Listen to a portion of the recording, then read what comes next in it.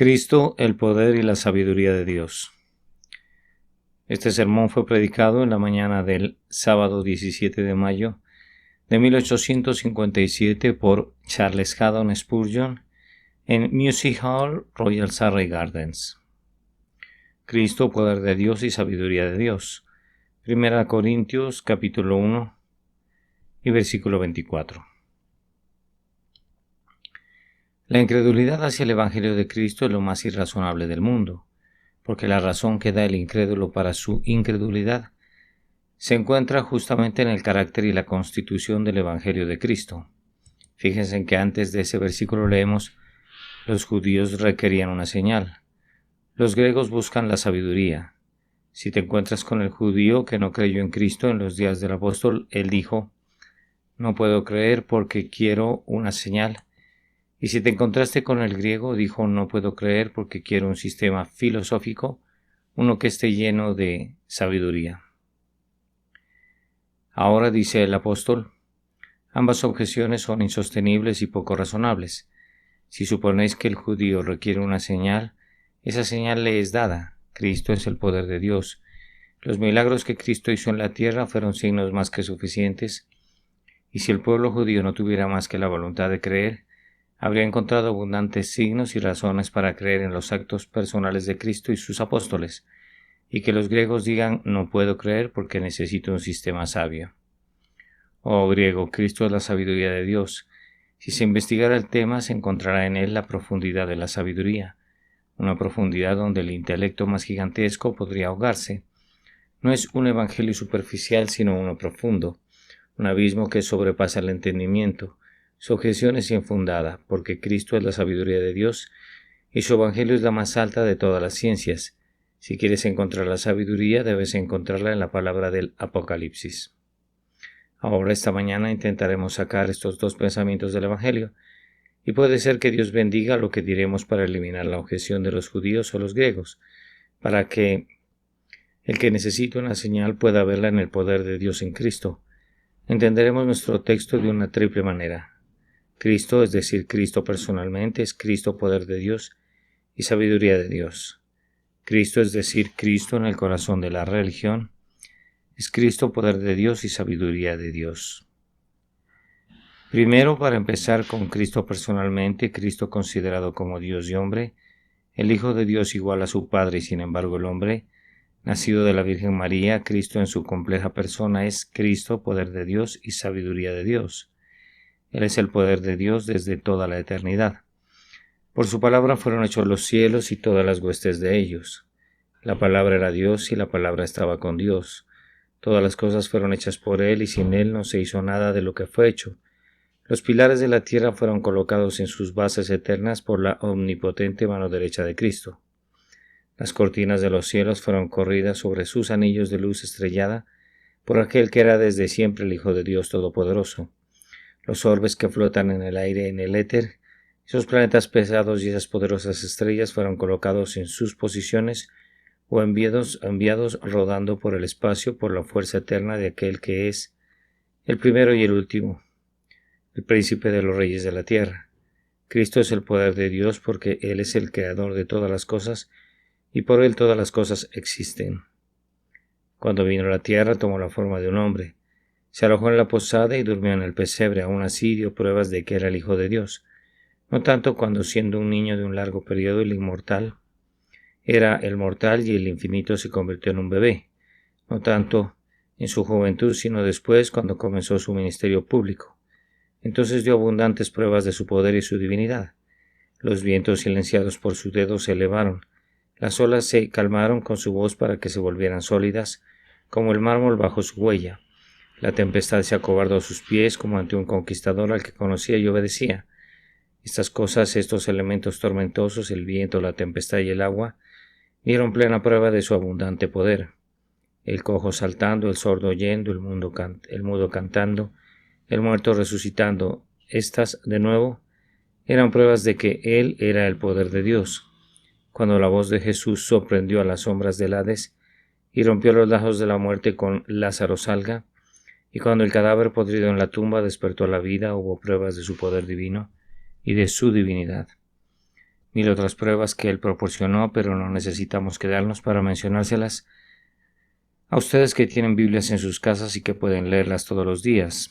Al final entregó su vida y fue enterrado en la tumba. Sin embargo, no duró mucho tiempo porque dio otra prueba de su poder divino y de su divinidad, cuando partiendo de su sueño asustó a los guardias con la majestad de su grandeza. No siendo retenidos por las ataduras de la muerte, eran como la cruz verde ante nuestro conquistador Sansón, que mientras tanto había levantado las puertas del infierno y las llevaba sobre sus hombros a lo lejos. ¿Qué es el poder? La Escritura afirma muy positivamente porque está escrito: se sienta a la diestra de Dios. Tiene las riendas de la providencia reunidas en sus manos. Los veloces mensajeros del tiempo son conducidos por aquel que se sienta en el carro del mundo y hace girar sus ruedas, y los ordenará que se queden cuando le plazca. Él es el gran árbitro de todas las disputas, la gran cabeza soberana de la Iglesia, el Señor del cielo y de la muerte y del infierno, y poco a poco sabemos que Él vendrá, en nubes ardientes y alas de viento, nombrado juez de toda la humanidad. Y luego los muertos vivientes, las miriadas asustadas, los firmamentos divididos, el vete maldito y el ven bendito lo proclamarán, como el poder de Dios, que tiene poder sobre toda la carne para salvar o condenar, según le plazca. Pero Él es igualmente la sabiduría. Fueron pruebas de su sabiduría. Él planeó el camino de la salvación, ideó el sistema de expiación y sustitución. Él puso los cimientos del gran plan de salvación, había sabiduría. Construyó los cielos con sabiduría y puso los pilares de la luz, en los que el firmamento se equilibra con su habilidad y sabiduría. Marca el mundo y aprende al ver todas sus multitudinarias pruebas de la sabiduría de Dios, que allí tienes la sabiduría de Cristo, porque Él fue el creador de ella y cuando se hizo hombre, tuvo suficientes pruebas de sabiduría. Incluso en la niñez, cuando hizo que los médicos se sentaran desconcertados por las preguntas que hacía, demostró que era más que mortal, y cuando el fariseo y el saduceo fueron finalmente derrotados y sus redes fueron rotas, Él demostró de nuevo la sabiduría superlativa del Hijo de Dios, y cuando los que vinieron a tomarlo se quedaron encadenados por su elocuencia, hechizados por su maravillosa oratoria, entonces fue de nuevo una prueba de que era la sabiduría de Dios que podía encadenar las mentes de los hombres. Y ahora que intercede ante el trono de Dios, ahora que es nuestro abogado ante el trono, la promesa y la garantía para los benditos, ahora que las riendas del gobierno están en sus manos y son siempre sabiamente dirigidas, tenemos abundantes pruebas de que la sabiduría de Dios está en Cristo, así como el poder de Dios. Inclínense ante Él ustedes que lo aman. Inclínense ante Él los que lo desean. Coronelón, coronelón, coronelón. Él es digno de ello, a Él le corresponde el poder eterno. A Él es la sabiduría inquebrantable, bendito sea su nombre, exáltelo. Aplaudan sus alas, serafines, gritad en voz alta, querubines, gritad, gritad para alabarle. Habéis rescatado a las huestes de arriba, y vosotros, hombres que conocéis su gracia, dale un toque en vuestras canciones para siempre, porque Él es Cristo, Cristo poder de Dios y sabiduría de Dios. Pero ahora Cristo, es decir, el Evangelio de Cristo es el poder y la sabiduría de Dios. El Evangelio de Cristo es una cosa de poder divino. ¿Quieres pruebas de ello? No irás lejos. ¿Cómo podría el Evangelio de Cristo haberse establecido en este mundo si no tuviera en sí mismo un poder intrínseco? ¿Quién lo difundió? ¿Por prelados con mitra, por doctores doctos, por guerreros feroces, por califas, por profetas? No. Por pescadores no enseñados, no letrados, salvo que el Espíritu les dio la palabra, que no sabían cómo predicar o hablar. ¿Cómo lo difundieron? Con la bayoneta, con sus espadas, con el metal afilado de sus espadas. Empujaron su evangelio a los hombres a punta de lanza y con la cimitarra. Digamos, se precipitaron a la batalla miles de personas, como cuando siguieron a la media luna de Mahoma y se convirtieron a los hombres por la fuerza, por la ley, por el poder. Ah, no, nada más que sus simples palabras, su elocuencia sin adornos, su áspera declamación, su oratoria sin adornos. Estos fueron los que, por la bendición del Espíritu de Dios, llevaron el Evangelio por todo el mundo un siglo después de la muerte de su fundador. ¿Pero qué fue este Evangelio que logró tanto?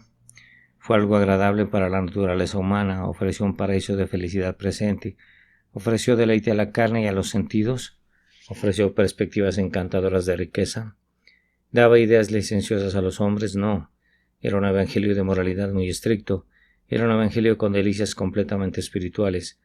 un evangelio que abjuraba de la carne, que a diferencia del burdo engaño de Joseph Smith cortaba con toda posibilidad de que los hombres se deleitaran con alegrías de lujuria. Era un evangelio santo, sin manchas, limpio como el aliento del cielo. Era puro como las alas de los ángeles, no como el que se difundió antiguamente en los días de Mahoma, un evangelio de lujuria, vicio y maldad, sino puro y por lo tanto no aceptable para la naturaleza humana. Y sin embargo se extendió. ¿Por qué, amigos míos? Creo que la única respuesta que puedo darles es porque tiene el poder de Dios. Pero, ¿quieres otra prueba? ¿Cómo se ha mantenido desde entonces? El Evangelio no ha tenido un camino fácil, la buena barca de la Iglesia ha tenido que abrirse camino a través de mares de sangre, y los que la han tripulado han sido salpicados por el rocío de sangre. Se han tenido que tripularla y mantenerla en movimiento, dando sus vidas hasta la muerte. Note la amarga persecución de la Iglesia de Cristo desde los tiempos de Nerón hasta los días de María y más allá, a través de los días de Carlos II y de estos reyes de triste memoria que aún no habían aprendido a deletrear tolerancia. Desde los dragones de Claverhouse hasta los espectáculos de gladiadores de Roma, que la larga serie de persecuciones ha tenido el Evangelio, pero como decían los antiguos adivinos, la sangre de los mártires ha sido la semilla de la Iglesia. Ha sido como la tenían los antiguos herbolarios, como la hierba manzanilla que cuanto más se pisa más crece, y cuanto más se ha maltratado la Iglesia más ha prosperado. Contempla las montañas desde los albigenses caminan por sus blancas vestiduras. Ve las estacas de Smithfield, aún olvidadas. Contempla los campos entre las altas colinas, donde los valientes, o más bien las valientes bandas, se mantuvieron libres de la tiranía despótica. Recuerden a los padres peregrinos impulsados por un gobierno de persecución a través de las profundidades salobres. Vean qué vitalidad tiene el Evangelio. Sumérgela bajo la ola y ella se levanta, la más pura para su lavado. Métela en el fuego y saldrá más brillante para su quema. Córtala en pedazos y cada pedazo hará otra iglesia. Decapítala y como la hidra de antaño tendrás 100 cabezas por cada una que cortes. No puede morir, debe vivir porque tiene el poder de Dios dentro de ella. ¿Quieres otra prueba? Te doy una mejor que la última. No me sorprende que la Iglesia haya sobrevivido a la persecución, sino que ha sobrevivido a la infidelidad de sus profesos. Nunca se abusó tanto de la Iglesia como lo ha hecho la Iglesia de Cristo a lo largo de su historia. Desde los días de Diótrefes, que buscaba tener la preeminencia, hasta estos últimos tiempos podemos leer de orgullosos prelados arrogantes y soberbios señores altivos sobre la herencia de Dios. Hombres de todo tipo han entrado en sus filas y han hecho todo lo posible para matarla, y con su arte sacerdotal han tratado de hacerla a un lado. ¿Y qué le diremos a esa enorme apostasía de Roma? 1000 milagros que la Iglesia ha sobrevivido a eso, cuando su cabeza fingida se había vuelto apóstata y todos sus obispos discípulos del infierno y ella se había ido lejos, maravilla de maravillas, que saldría en los días de la gloriosa reforma y aún viviría. Y aún ahora, cuando observo la supremacía de muchos de mis hermanos en el ministerio, cuando observo su total y completa ineficacia para hacer algo por Dios, cuando veo su pérdida de tiempo predicando de vez en cuando en domingo, en lugar de ir a las carreteras y los setos y predicar el Evangelio en todas partes a los pobres, cuando veo el deseo de unción en la propia iglesia, el deseo de oración, cuando veo guerras y luchas, facciones y desuniones, cuando veo sangre caliente y orgullo, incluso en la reunión de los santos digo que son 1000 milagros para que la iglesia de Dios esté viva en absoluto después de la infidelidad de sus miembros, sus ministros y sus obispos. Ella tiene el poder de Dios en su interior o de lo contrario habría sido destruida, porque ella tiene suficiente dentro de sus propios lomos para trabajar su destrucción. Pero dice uno, ¿aún no has probado qué es el poder de Dios a mi entender? Señor, le daré otra prueba. No son pocos los presentes que estarían dispuestos, si fuera necesario, a levantarse en sus asientos y darme testimonio de que digo la verdad. Hay algunos que no hace muchos meses eran borrachos, algunos que eran hombres malvados que fueron infieles a todos los votos que debería mantener al hombre en la verdad, el derecho, la castidad, la honestidad y la integridad. Sí, repito, tengo algunos aquí que miran hacia atrás a una vida de pecado detestable. Algunos de vosotros me decís que durante 30 años hay un hombre así presente. Nunca habéis escuchado un ministerio del Evangelio, no habéis entrado en la casa de Dios. Despreciaban el sábado, lo pasaban en todo tipo de placeres malignos, se sumió de cabeza en el pecado y el vicio, y su única maravilla es que Dios no le ha cortado hace mucho tiempo como los que se ocupan de la tierra. y ahora estás aquí tan diferente como la luz de la oscuridad. Conozco tus personajes y te he observado con el amor de un padre, porque aunque soy un niño, soy el padre espiritual de algunos aquí cuyos años superan a los míos en 4 veces el número. Y os he visto honrados, que erais ladrones y sobrios, que erais unos borrachos. He visto el ojo alegre de la esposa brillando de felicidad, y muchas mujeres me han cogido de la mano, derramando sus lágrimas sobre mí, y han dicho: bendigo a Dios, ahora soy una mujer feliz. Mi marido ha sido reclamado, mi casa ha sido bendecida. Nuestros hijos han crecido en el temor del Señor, no 1 o 2, sino decenas de ellos están aquí. Y amigos míos, si no son pruebas de que el Evangelio es el poder de Dios, digo que no hay pruebas de nada en el mundo y todo debe ser una conjetura. Sí, y hay adoraciones con usted este día. Sí, hay una laicista aquí. Mi amigo me perdonará por aludir a él por un momento. Hay en la casa de Dios este día uno que fue un líder en sus filas, uno que despreció a Dios y corrió muy lejos de la derecha. Y aquí está, es un honor para él este día llamarse a sí mismo cristiano. Y espero cuando este sermón termine agárralo de la mano porque ha hecho una valiente acción. Ha quemado valientemente sus papeles a la vista de todo el pueblo y se ha vuelto a Dios con todo el propósito de su corazón. Podría darle suficientes pruebas, si se quisieran pruebas, de que el Evangelio ha sido para los hombres Cristo, poder de Dios y sabiduría de Dios. Podría dar más pruebas, sí, miles, una tras otra. Pero debemos notar los otros puntos. El Evangelio de Cristo es la sabiduría de Dios. Miren el Evangelio mismo y verán qué sabiduría. El hombre que se burla y se mofa del Evangelio no lo hace por otra razón, sino porque no lo entiende. Tenemos 2 de los libros de teología más ricos que existen, escritos por infieles profesos, por hombres que lo eran, quiero decir, antes de que escribieran los libros. Puede que hayan escuchado la historia de Lord Lyttelton y Ghost. Creo que decidieron refutar el cristianismo. Uno de ellos tomó el tema de la conversión de Pablo y el otro el tema de la resurrección. Se sentaron ambos a escribir libros para ridiculizar estos 2 eventos, y el efecto fue que al estudiar el tema ambos se convirtieron en cristianos y escribieron libros que ahora son baluartes de la Iglesia que esperaban haber derrocado. Todo hombre que mire el Evangelio con justicia a la cara y le dé el estudio que debe tener, descubrirá que no es un falso Evangelio, sino un Evangelio lleno de sabiduría y de conocimiento de Cristo. Si alguien se burla de la Biblia, debe hacerlo. Hay algunos hombres que no encuentran sabiduría en ninguna parte, excepto en sus propias cabezas. Tales hombres, sin embargo, no son jueces de la sabiduría. No debemos poner un ratón para explicar los fenómenos de la astronomía, ni poner a un hombre tan tonto como para no hacer nada más que discutir para entender la sabiduría del Evangelio. Es necesario que un hombre sea honesto y tenga algo de sentido común, o no podremos discutir con él en absoluto. El Evangelio de Cristo para cualquier hombre que lo crea es la sabiduría de Dios. Permítanme insinuar que ser un creyente del Evangelio no es una deshonra para el intelecto de un hombre.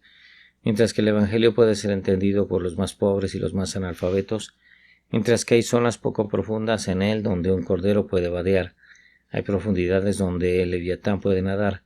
El intelecto de Locke encontró un amplio espacio en el Evangelio. La mente de Newton se sometió a recibir la verdad de la inspiración cuando era un niño pequeño y encontró en su majestuoso ser algo más alto que él mismo, algo a lo que no podía llegar. Los más rudos e ignorantes han sido capacitados por el estudio de las Sagradas Escrituras de la verdad de Dios para entrar en el reino. Y los más eruditos han dicho del Evangelio que supera el pensamiento. El otro día pensaba en la gran cantidad de literatura que se perdería si el Evangelio no fuera cierto. Ningún libro fue tan sugerente como la Biblia. Tenemos grandes volúmenes en nuestras bibliotecas que se necesita toda nuestra fuerza para levantar, todos sobre la Sagrada Escritura. Miriadas sobre miriadas de volúmenes más pequeños, decenas de miles de todas las formas y tamaños, todos escritos sobre la Biblia. Y he pensado que la sugerencia de la Escritura, la sugerencia sobrenatural de la Sagrada Escritura, puede ser en sí misma una prueba de su sabiduría divina, ya que nadie ha sido capaz de escribir un libro que tenga tantos comentaristas y tantos escritores sobre su texto como la Biblia ha recibido en 1/1000ª parte. Tercero, Cristo en el hombre, el Evangelio en el alma. El Evangelio en el alma es el poder del alma y la sabiduría de Dios. No imaginamos al cristiano desde su principio hasta su fin. Daremos un breve mapa de su historia. Comienza allí, en esa prisión con enormes barras de hierro que no puede limar, en esa oscura y húmeda celda donde se crían la peste y la muerte, allí en la pobreza y la desnudez, sin un cántaro que poner en sus labios sedientos, sin un bocado incluso de corteza seca para satisfacer su hambre. Ahí es donde comienza, en la cámara de la prisión de la convicción, impotente, perdido y arruinado. Entre las rejas le doy la mano y le doy el nombre de Dios, el nombre de Cristo para suplicar. Míralo, ha estado archivando en estos barrotes muchos y muchos días sin que se dieran ni un centímetro, pero ahora tiene el nombre de Cristo en sus labios. Pone su mano en los barrotes y uno de ellos se ha ido y otro, y se escapa felizmente gritando: soy libre, soy libre. Cristo ha sido el poder de Dios para mí, al sacarme de mi problema. Sin embargo, tan pronto como es libre, se encuentra con 1000 dudas. Este grita: no eres elegido, otro grita: no estás redimido, otro dice: no eres llamado, otro dice: no sois convertidos. Vete, dice él. Vete, Cristo murió, y solo alega el nombre de Cristo como el poder de Dios, y las dudas huyen rápidamente y sigue adelante. Pronto entrará en el horno de los problemas. Se le empuja a la prisión más recóndita y sus pies se hacen rápidos en el cepo. Dios ha puesto su mano sobre él. Está en graves problemas. A medianoche comienza a cantar a Cristo.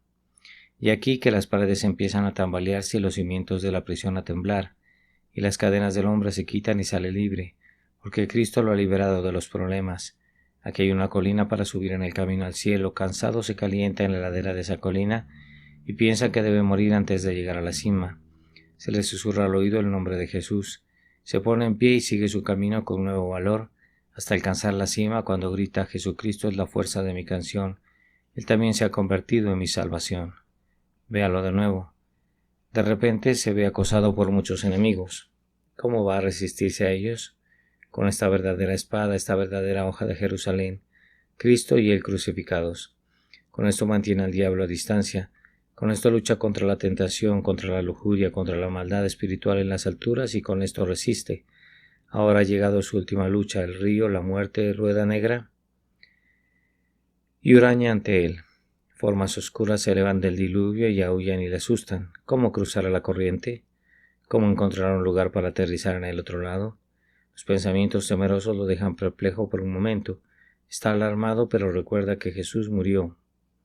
Y al alcanzar esa consigna se aventura a la inundación. Antes de sus pies en el Jordán vuela a toda velocidad, como en el antiguo Israel. Lo atraviesa con la calza seca, cantando mientras va al cielo: Cristo está conmigo, Cristo está conmigo. Pasando por la corriente, victoria, victoria para aquel que me ama. Para el cristiano, en su propia experiencia, Cristo es siempre el poder de Dios. En cuanto a la tentación, puede encontrarla con Cristo. En cuanto a los problemas, puede soportarlos a través de Cristo, que lo fortalece. Sí, puede decir con Pablo: todo lo puedo hacer por medio de Cristo que me fortalece. ¿Ha visto alguna vez a un cristiano en problemas, a un verdadero cristiano? He leído la historia de un hombre que se convirtió a Dios al ver la conducta de su esposa en la hora de los problemas. Tuvieron un hijo encantador, su único hijo. El corazón del padre estaba siempre dedicado a él, y el alma de la madre estaba tejida en el corazón del pequeño. Estaba enfermo en su cama, y los padres lo regaban día y noche. Al final murió. El padre no tenía a Dios. Se rasgó el pelo, se revolcó en el suelo en la miseria, se revolcó en la tierra, maldiciendo su ser y desafiando a Dios en el abatimiento total de su agonía. Allí estaba su esposa, tan encariñada con el niño como siempre pudo estar, y aunque las lágrimas vendrían, ella dijo suavemente: el Señor dio y el Señor ha quitado. Bendito sea el nombre del Señor. ¿Qué? Dijo él, comenzando por sus pies: ¿amas a ese niño? Pensé que cuando ese niño muriera te rompería el corazón. Aquí estoy, un hombre fuerte, estoy loco. Aquí estás tú, una mujer débil, y aún así eres fuerte y audaz. Dime, ¿qué es lo que te posee? Dijo: Cristo es mi Señor, confío en él. Seguramente puedo darle a este niño a aquel que se entregó a sí mismo por mí. Desde ese instante el hombre se convirtió en un creyente. Debe haber alguna verdad y algún poder en el Evangelio que pueda llevarte a creer de tal manera bajo la prueba. Cristianos, traten de exhibir ese espíritu donde quiera que estén y demuestren a los mundanos que en su experiencia al menos Cristo es Cristo, poder de Dios y sabiduría de Dios. Y ahora el último punto en la experiencia del cristiano. Cristo es sabiduría así como poder. Si quieres ser un hombre completamente culto, el mejor lugar para empezar es empezar en la Biblia. Empezar en Cristo. Se dice que incluso los niños aprenden a leer más rápido de la Biblia que de cualquier otro libro. Y estoy seguro de que nosotros, que no somos más que niños adultos, aprenderemos mejor y más rápido comenzando con Cristo que con cualquier otra cosa. Recuerdo haber dicho una vez, y como no puedo decirlo mejor, lo repetiré, que antes de conocer el Evangelio recogió una masa heterogénea de todo tipo de conocimientos de aquí y de allá y de todas partes. un poco de química, un poco de botánica y un poco de astronomía y un poco de esto, aquello y lo otro. Lo puse juntos en un gran caos confuso. Cuando aprendí el Evangelio se me metió en la cabeza un estante para poner todo lo donde debía estar. Me pareció que cuando descubrí a Cristo y a Él crucificado, conseguí el centro del sistema para poder ver todas las demás ciencias girando en orden. Desde la Tierra, ya sabes, los planetas parecen moverse de manera muy irregular. Son progresivos, retrógrados, estacionarios. Pero si pudieras llegar al Sol, los verías marchando alrededor en un movimiento constante, uniforme y circular. Entonces, con el conocimiento comienza con cualquier otra ciencia que te guste y la verdad parecerá equivocada. Comienza con la ciencia de Cristo crucificado y comenzarás con el Sol. Verás todas las demás ciencias moviéndose a su alrededor en completa armonía. La mente más grande del mundo se desarrollará comenzando por el extremo correcto. El viejo dicho es: ve de la naturaleza al Dios de la naturaleza. Pero es un trabajo duro subir la colina. Lo mejor es ir desde el Dios de la naturaleza hacia abajo a la naturaleza. Y si una vez que se llega al Dios de la naturaleza y se le cree y se le ama, es sorprendente lo fácil que es escuchar música en las olas y canciones, en los salvajes susurros de los vientos, ver a Dios en todas partes, en las piedras, en las rocas, en los arroyos ondulantes, y escucharlo en todas partes, en la bajada del ganado, el estruendo de los truenos y en la furia de las tempestades. Primero, Cristo, ponlo en el lugar correcto y encontrarás que es la sabiduría de Dios en tu propia experiencia. Pero la sabiduría no es conocimiento y no debemos confundir las dos cosas. La sabiduría es el uso correcto del conocimiento, y el Evangelio de Cristo nos ayuda enseñándonos el uso correcto del conocimiento. Nos dirige a que el cristiano se ha perdido en un bosque oscuro, pero la palabra de Dios es una brújula para él y una linterna también. Encuentra su camino por Cristo y llega a una curva en el camino. ¿Qué está bien y qué está mal? No puede decirlo. Cristo es la gran señal que le indica el camino a seguir. Él ve cada día nuevos estrechos, no sabe qué camino tomar. Cristo es el gran piloto que pone su mano en el timón y lo hace sabio para guiar a través de los bancos de tentación y las rocas del pecado. Consigue el Evangelio y eres un hombre sabio. El temor del Señor es el principio de la sabiduría y el buen entendimiento de los que guardan sus mandamientos. Ah, cristiano, has tenido muchas dudas, pero las has resuelto todas cuando has llegado a la cruz de Cristo. Has tenido muchas dificultades, pero todas ellas han sido explicadas a la luz del Calvario. Has visto misterios cuando lo has llevado al rostro de Cristo, aclarados y manifestados que antes no podías conocer. Pero permítame comentar aquí que algunas personas hacen uso del Evangelio de Cristo para iluminar sus cabezas.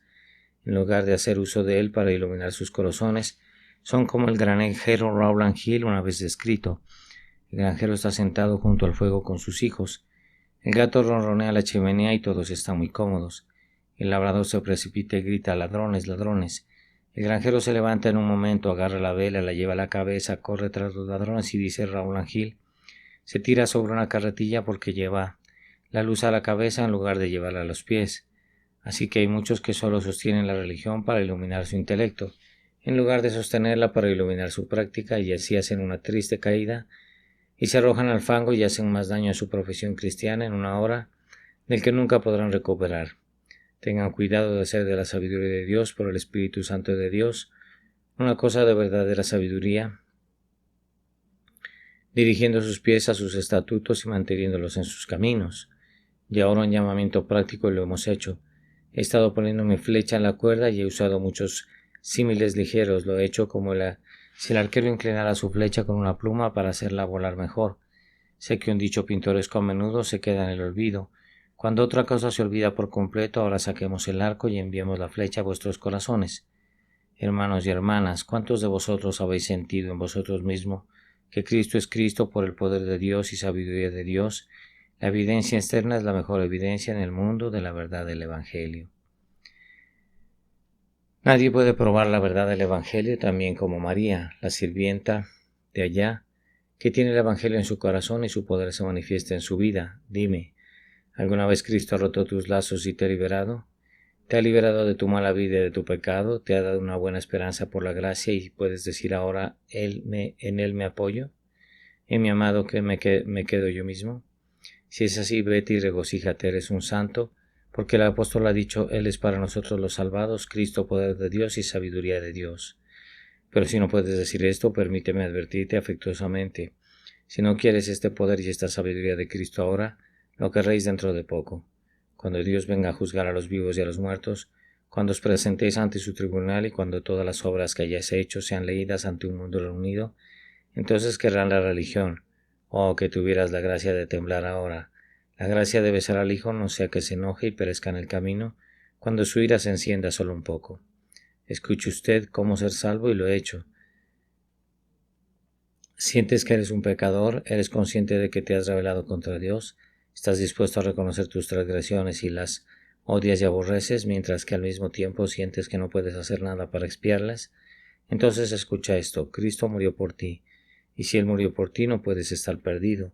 Cristo no murió en vano por ningún hombre por el que murió. Si eres un penitente y un creyente, Él murió por ti y estás a salvo. Vete por tu camino, regocíjate con una alegría indecible y llena de gloria, porque aquel que te ha enseñado tu necesidad de un Salvador te dará la sangre de ese Salvador, para que la apliques a tu conciencia y pronto con aquella hueste lavada con sangre, alabarás a Dios y al Cordero diciendo aleluya por siempre, amén. ¿Solo sientes que eres un pecador? Si no, no tengo ningún evangelio que predicarte, solo puedo advertirte, pero si sientes que estás perdido y vienes a Cristo, ven y sé bienvenido porque Él nunca te abandonará. Amén. Cristo, el poder y la sabiduría de Dios. Este sermón fue predicado en la mañana del sábado 17 de mayo de 1857 por Carlitos Haddon Spurgeon en The Music Hall, Royal Surrey Gardens, Londres. Cristo, poder de Dios y sabiduría de Dios. Primera de Corintios capítulo 1 y versículo 24.